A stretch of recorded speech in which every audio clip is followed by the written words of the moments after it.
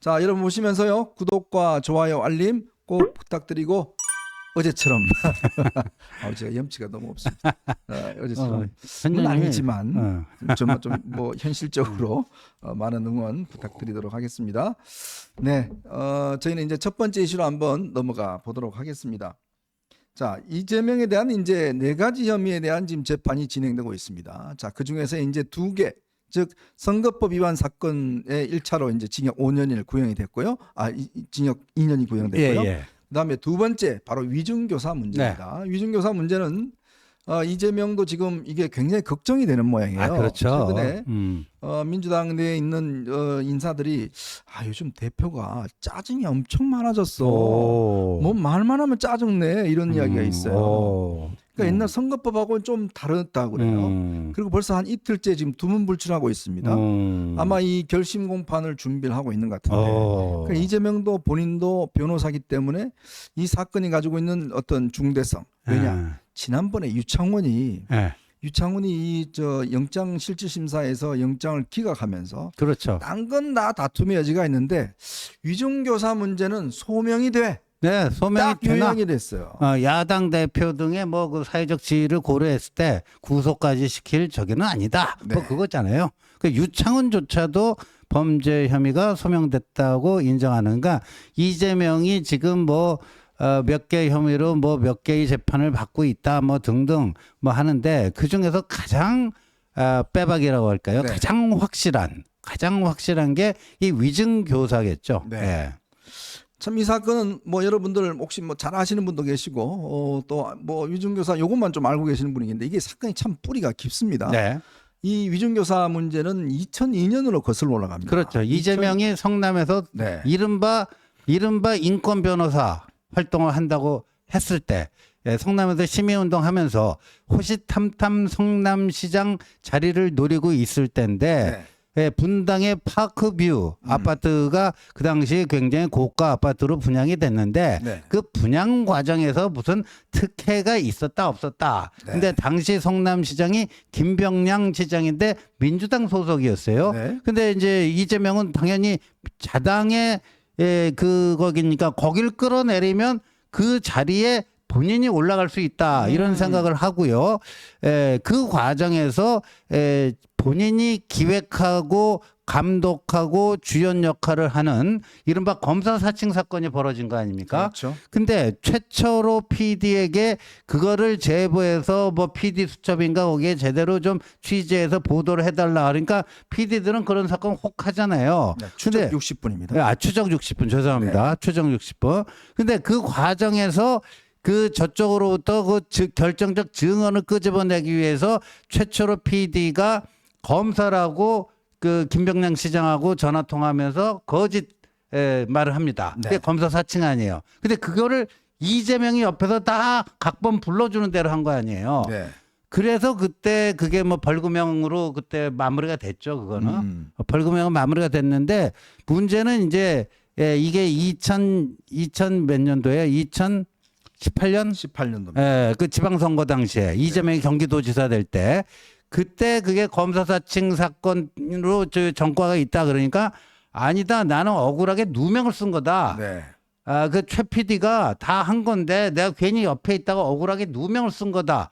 그게 이제 또 거짓말이 된 거 아니에요. 그래서 친형 그 정신병원 강제 입원 시켰다와 더불어서 공직선거법상의 허위사실 공표로 재판을 받은 거예요. 그렇죠. 그러니까 친형 강제 입원 사건. 근데 그 친형 강제 입원 사건은 그 항소심에서 고법에서 300만 원 갖다가 대법 가서 권순일 등의 도움으로 이제 살아나는 거고 이거는 그때 김병량 당시 성남시장의 수행비서였던 김진성 씨라는 사람을 계속해서 이 회유하고 자기에게 유리한 증언을 하게끔 그래서 위증을 교사한 혐의죠. 이게.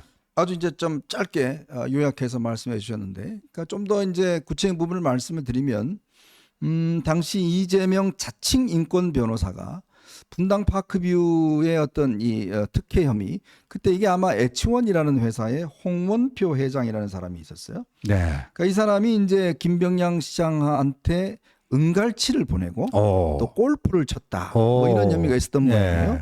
그래서 이제 최철호 PD가 이제 취재를 하기 위해 추정 60분 PD인데 이제 이재명 대표 변호사 사무실에 오는 겁니다. 그때 이제 이거 참 취재가 잘 안 되는데 김병양 시장한테 이게 뭐 연락할 방법이 없고 PD라고 그러면 전화도 안 받는데 어떻게 하면 좋겠습니까? 그러니까 그 검사라고 한번 전화해 보시죠. 뭐 이렇게 된 거예요. 그렇죠. 그러면 아니 검사 중에서 그러면 그 혹시 수원지검에 그 사투리 쓰는 검사 누가 있냐 그러니까 서모라고 하는 검사가 있다.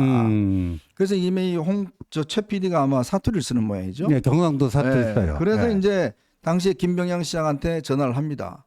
여보세요, 서검사입니다. 딱 그렇게 전화하는 거예요. 혹시 그 홍 사장한테 은갈치 받았어요? 이렇게 물어보는 거예요. 골프는 쳤습니까? 딱 이렇게 물으니까 이제 이 양반도 서검사가 있다는 걸 아는 거예요. 아이고 뭐 그때 뭐 은갈치 보내와서 은갈치 좀 먹고 골프도 쳤습니다. 그걸 딱 녹취를 하는 거예요. 딱 녹취를 해갖고 이게 추정 60분에 방송이 됩니다. 방송이 되는데 이재명 대표가 또 당시에 기자회견을 해서 이걸 또 공개를 하는 거예요. 그래서 이 김병양 시장이 이제 그때 혐의로 구속이 돼요. 그러니까 김병양 시장이 나중에 보니까 이거 속았다 이거. 그렇죠. 완전 이거 저 검사도 아닌 게 속았다. 라고 해서 이제 이 두 사람을 고발을 하는 거예요. 고발을 했죠. 그래서 이제 벌금 150만 그걸 구속이 됐어요. 한 번 구속돼 풀려났죠. 네. 그래서 벌금 150만 원이 결국 나온 거예요. 그리고 이재명 그때 그 도발이 이제 도망 다니잖아요. 네네. 한번 도망 다니죠. 그렇죠. 그래갖고 어디 강원도 어디 가는데 불신 검문이 걸렸어요. 네네. 불신 검문이 걸렸는데 그 민증 번호 대라 그러니까 자기 동생 거 됐네, 형 거 됐네. 맞아요. 그래갖고 그 피해가고 뭐 그랬던 사건입니다. 그게. 자, 그래서 이제 이게 이 김인섭 씨 당시에 김병양 수행 비서를 했던 바로 김진성 씨한테 전화를 합니다. 그때 그거가 최 PD하고 김병양 씨하고 둘이서 이렇게 이야기해서 왜냐면 두 사람 다 고소를 했으니까. 그렇죠. 고소 취하하면 이재명 대표만 잡으면 되니까 대표 변호사만 잡으면 되니까 그 고소 취하해 줄 테니까 그 이재명 대표가 했다는 거 그것만 좀 해주세요. 그렇게 이야기를 한 걸로 당신이 좀 들었다고 해주라. 그렇죠. 김진성 씨한테. 예. 그렇게 이제 이야기를 한 거예요. 그럼 김진성 씨가 기억이 없는데요. 뭐 이렇게 한 거예요. 그랬더니 기억이 한번 되살려 보세요. 그렇지. 기억이 안 납니까? 그러면 제가 변론료에서 보내드릴 테니까. 그러니까. 그거 한번 보고 그렇게 좀 증언해 주세요. 이렇게 이야기를 합니다. 그렇죠. 그러니까 이게 증언을 뭐 기억이 안 난다는 사람한테 자꾸 증언을 해달라고 이야기를 하고 그러면 내가 변론료를 보여주겠다. 근데 이 사람이요. 김명양 시장이 2015년도에 돌아가셨어요. 네. 그 이후에는 누구하고 일을 하냐면 바로 김인섭하고 일을 합니다. 그렇죠. 백현동 백현동 이거 일을 하니까 이 사람 입장에서는 백현동은 누가 갖고 있습니까? 이재명이 허락 안 하면 안 되는 거잖아요. 그렇죠. 그러니까 그래서 이 사람이 이제 그런 증언을 하는 거, 위증을 하는 거예요. 그래서 이분이 최근에 이 검찰소에서 또 법정에서 제가 위증했어요. 위증을 시인한 겁니다. 그렇죠. 그래서요, 저는 내일요, 이 형량이요, 지난번 공직선거법 징역 2년 나왔잖아요. 네. 그보다 훨씬 더 나올 거라고 봅니다. 왜냐하면 이 사건도요, 만약에 그때 위증교사가 이루어지지 않았다면은 이재명이 유죄 판결 받았을 거 아니에요. 맞아요. 예? 그 자기가 누명 썼다라고 하는 2012년 경기도지사 그 선거 과정에서의 그 발언이 명백한 허위 사실이니까 유죄 판결을 받았으면요, 저거 경기도지사직 날라가죠. 그다음 대선 출마 못하죠. 정치 생명 끝났어야 되는 사람이에요. 그러니까 이게 그 당시 이재명의 위증교사행위가 없었다면 지금 우리가 이재명 갖고 떠들 일이 없어요. 개딸들 안 봐도 되는 거였어요. 이재명은 경기도지사직도 그때 중도 하차해야 되고 지난번 대선 때 나오지도 못했단 말이에요. 근데 김진성이 위증을 해준 거기에 힘입어 갖고 이 위기를 돌파해낸 거 아닙니까? 그러니까 이거는요. 그리고 우리 그 대법원 양형기준표 보더라도 위증보다 위증교사가 더 형이 셉니다. 자, 감독님 한번 그래프 한번 보여줄까요? 최근에 위증과 위증교사 혐의로 인해서 얼마나 실형이 나왔는지 그걸 보시면 알겠지만, 위증 혐의는요, 벌금형이 있어요. 근데 위증교사는 벌금형이 없습니다. 이 보면 위증보다도 위증 교사가 형량이 더 셉니다. 저기 보시면 알겠지만 벌금형은 이 23.7%, 또 집행유예도 0건. 36%. 아, 36. 예. 그다음에 징역형이 39.5%가 예, 나와요. 예.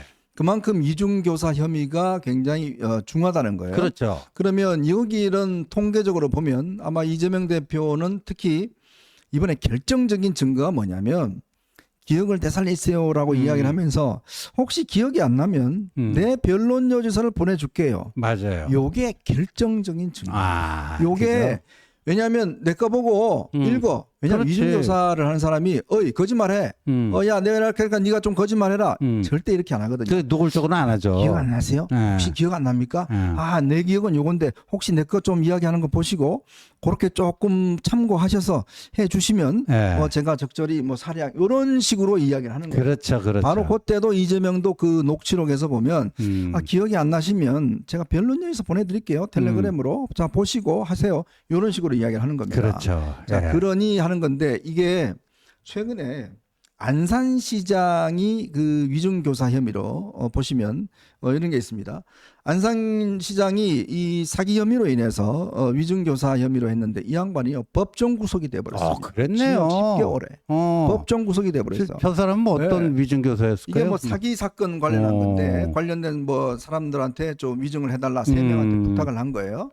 근데 이게 비슷한 이 내용입니다. 근데 이 안산시장이 최근에 징역 10개월에 법정 구속이 돼버렸어요. 그러면 지금 이 이재명 대표 이 형은 굉장히 가중될 수 있는 요인이 있어요. 그렇죠. 그건 뭐냐면 자기가 직접 변론에서까지 보내지 않습니까? 그러니까요. 그래서 이 특히 이제 검사 출신인 주진우 의원 같은 경우는 예. 한 2년 정도 구형할 것 같다. 2년. 이렇게 지금 전망하고 있습니다. 근데 공직선거법이 2년이니까 전 그거보다 좀 세게 나갈 것 같아요. 예. 그리고 이게 이제 내일 그렇게 구형이 되고 이재명이 내일 또 최후 진술에서 뭐라고 또 궤변을 들어놓을지는 모르겠지만 그게 중요한 것 같지가 않고요. 그리고 이게 이제 그 1심 그럼 선고일이 언제 잡힐 것인가. 네. 공직선거법이 먼저 했으니까 그거보다는 좀 늦게 잡히지 않을까 11월 싶어요. 15일 날이 이제 공직선거법은 공직선거법이죠. 선고일이죠. 예. 뭐 11월 말쯤이나 뭐 되지 않을까 싶은데 예, 그렇게 되겠네요. 네. 예. 그러니까 이제 지금 이게 아까도 제가 안산시장 예를 들었었는데 이게 이제 법정 구속도 가능한 형입니다. 그러니까요. 왜냐하면 지금 이게 이재명 대표라는 막강한 제1당의 지금 대표지 않습니까? 네. 그러니까 증거 인멸이나 이런 혐의들이 충분히 있는 거거든요. 뭐 있으면 아마 제가 볼 때는 법원에서 이 부분에 대해서 특히 유창훈이 이미 이 부분에 대한 소명이 된다. 소명이 된다는 건 법적으로 보면 상당히 이 유죄가 의심된다는 그렇죠. 확신된다는 네. 이야기거든요. 그런 정도면 저는 아마 이게 그렇기 때문에 이재명이 지금 이틀 동안 사실은 지금 한동훈 대표도 뭐 금정 내려가서 선거운동하고 굉장히 바쁠 텐데 이게 이틀 동안 두문불출하면서 지금 이 문제와 관련 회의를 한 걸 보면 본인도 아마 본능적으로 좀 느끼는 게 있는 것 같아요. 그렇죠. 예, 예, 느끼는 게 있습니다. 그래서 자 이재명이 이제 사법 리스크는 이렇게 좀 현실화돼 가고 있습니다. 근데 우리가 그것만 오로지 쳐다보고 저기서 이제 뭐 1심 판결만 잘 나오면 뭔가 이제 여의도 정치의 여야 역학관계에 있어서 뭐 바로 역전이 가능한 어쩌고 저쩌고 이거는요 굉장히 안이한 정세 인식입니다. 그러니까 그거는 이제 법원의 시간이 된 거예요. 법원이 그 대법원 양형 기준에 따라서 정상적인 판결을 내려주기를 우리는 바랄 뿐이고요. 우리는 우리대로 또 뭔가를 잘 해내야 됩니다. 그러니까 저는 이제 10월 16일에 이 보궐선거 있지 않습니까? 이제 서울 교육감 선거까지 추가가 됐기 때문에 이거를 잘 치러내지 않으면요.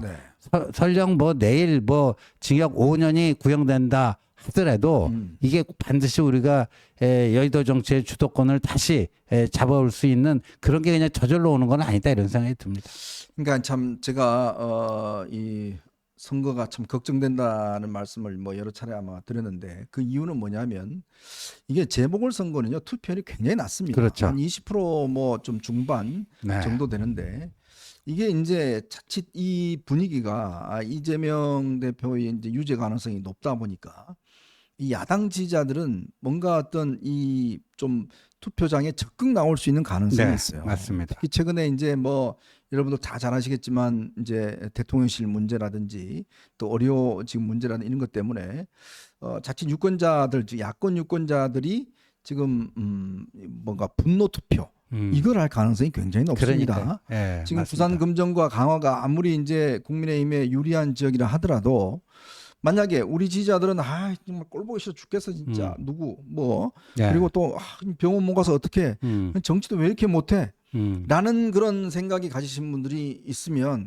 나 이번에 막 투표장 안 간다 막 네, 글쎄요. 서울시 교육감 뭐 누가 되든지 모르겠다 막 이런 식으로 돼버리면 이 투표율이 뚝 떨어지는데 문제는 야당 투표율만 높아지는 거예요. 글쎄요. 그러면 아무리 우리가 유리하다 하더라도 안 되고 또 하나는 지금 금정 같은 경우는 조국 혁신당하고 민주당이 후보 단일화 가능성이 충분히 있습니다. 오늘 그 민주당의 그 사무총장이 네. 기자 간담회를 통해서 이제 그 후보 간 단일화가 지금 난항을 겪고 있어요. 네. 그러니까 중앙당 차원에서 단일화를 시키자. 네. 이런 또 긴급 제안을 했습니다. 예. 그게 아마 제가 볼 때는 성사될 가능성이 충분히 있을 겁니다. 자, 그런 가능성이 있으니까 결국 이제 저는 그러면 이 우리 유권자들에게 어떤 방식으로 이걸 호소해야 될까? 그러니까요. 대안이 예. 있을까요? 대안을 참 그러니까 저기를 해야 됩니다. 이 관리, 이슈 관리를 10월 16일 재보궐 때까지요. 그 악재 지금 우리 이 자유우파 진영 입장에서 보면은 호재보다는 악재가 훨씬 더 많습니다. 이재명 재판 소식 뭐 이런 게 일정한 호재겠지만요. 그건 정치권 바깥에서 이루어지는 일이고요.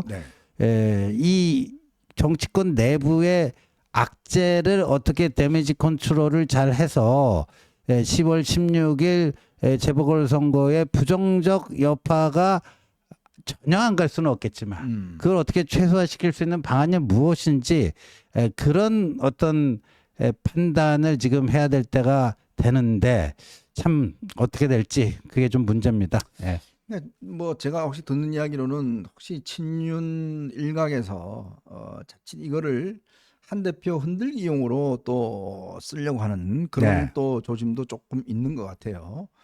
어쨌건 선거 결과에 대해서 당 대표가 책임져라. 뭐 이렇게 이야기를 할 가능성이 저는 높다고 보는데 지금 선거는요. 당 대표가 어떻게 보고 찍는 게 아니지 않습니까? 정부 전체의 어떤 평가를 가지고 국민들이 일단 찍는 거 아니겠습니까? 그렇기 때문에 선거에 대한 저는 좀 이 정부 차원, 뭐 대통령 차원에서 뭔가 특단의 좀 여러 가지 국민들의 좀 화를 진정시킬 수 있는 저는 대책이 반드시 나와야 된다. 강서구청장 보궐선거 한번 보십시오. 그때 정말 분노한 민심이 그냥 폭발했지 않습니까? 그렇죠. 예. 그거 또 이번에도 이렇게 그냥 뭐 될 대로 되라. 이렇게 소위 생각하시는 분이 있다면 그러면 안 될 것이고 특히 이제 아마 당 입장에서 지지자분들 입장에서 보면 어쨌든 한 대표의 어떤 이 당의 어떤 장악력, 당의 어떤 기반 이런 것들을 좀 강고히 해낼 수 있다 그러면 저는 상당히 국민들 특히 지역 주민들에게 충분히 설명과 또 설득 작업을 해야 되지 않을까. 그 어저께 이제 부산 금정구 금정구청장 후보 그 사무실에 가서 저기를 했고요. 그 행사를 가졌고 또 부산 그 침례병원 또 현장 가서 돌아보고 했는데 제가 이제 그 현장 화면 그 동영상 쭉 보니까요. 한동훈 대표에 대한 그 부산 시민들, 금정 구민들의 그 여러 같은 그 응원과 지지 이런 건 여전히 그대로 지난 전당대회에 나타났던 그런 열기하고 똑같은 이런 모습이 유지되고 있습니다. 그래서 그래도 좀 안도의 한숨을 쉬었는데 이제 이게 지금 방심할 적은 아니고요. 맞습니다. 방금 전에도 말씀드렸듯이 이제 민주당이 중앙당 차원에서 이거를 단일화하자. 근데 지금 그 금정구청장 그 후보 보면요. 여론조사상으로는 민주당 후보가 앞서고 있어요. 그러니까 이기는 쪽에서 단일화에 대해서 적극적인 거 아니겠습니까? 그러니까 아마도 이 거래를 할 가능성이 있어요. 뭐 교섭단체 구성 요건 같은 거 좀 완화해 줄 수도 있다든가 뭐 여러 가지 그 거래를 할 수가 있거든요. 근데 만약에 이제 민주당 후보로 단일화가 될 경우에 이게 어떻게 될 것인가? 그래도 조금 그 남아요. 저희가 뭐 나름대로 자체 이렇게 분석을 해보면요. 조금 남는데 아주 뭐 한참 뭐 그 따라와도 좁히기 어려울 정도로 이렇게 격차가 나는 게 아니라 그렇습니다. 그래서 중앙 이슈가 아주 안 좋게 흘러갔잖아요. 네네.